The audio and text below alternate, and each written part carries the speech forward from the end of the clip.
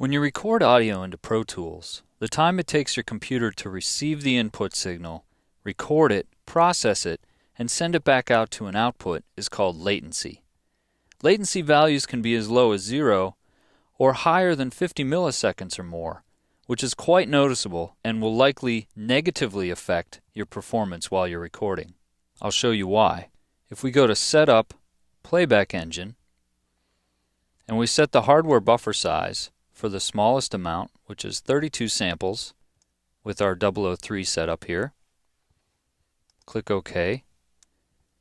You'll notice that this bass track is record enabled. Now I'm going to play a few notes, and you will not be able to hear the latency between when I play the note and when it comes back to me.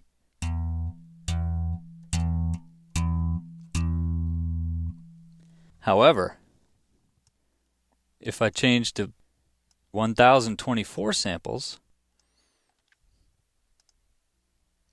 and I do the same exercise, you're going to hear the difference between when I play the note and when it comes back to us through the headphones.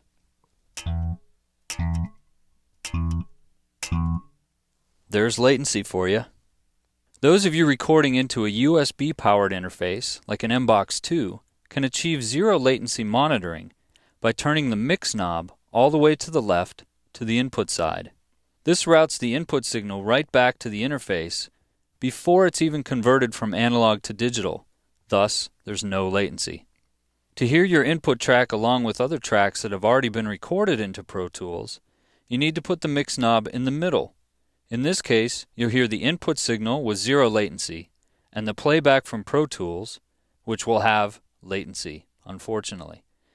But if you change to a small hardware buffer size, this is certainly manageable. With a large buffer size, the latency causes too much delay between the pre-recorded tracks in Pro Tools and the track that you're trying to currently record. On some M-Audio USB devices, like the Mobile Pre, this mix control is software-driven. In this case, go to Setup, Hardware, and click the Launch Setup App button to find the controls to adjust the mix level.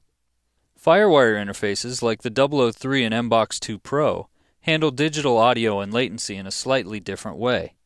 For these devices, the minimum latency is not 0. It's 3 milliseconds because it takes 1.5 milliseconds to convert the analog signal to digital, and then another 1.5 milliseconds to convert that signal back into analog. This A to D to A conversion takes a total of 3 milliseconds. These same Firewire interfaces can utilize what's called low latency monitoring, and you turn that on here in the options menu. When it's on, that means that there's only 3 milliseconds of latency.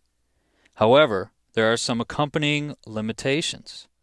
All plugins and sends on record-enabled tracks are automatically bypassed, and when I activate this, you'll see that my phaser plugin on my bass track will be made inactive.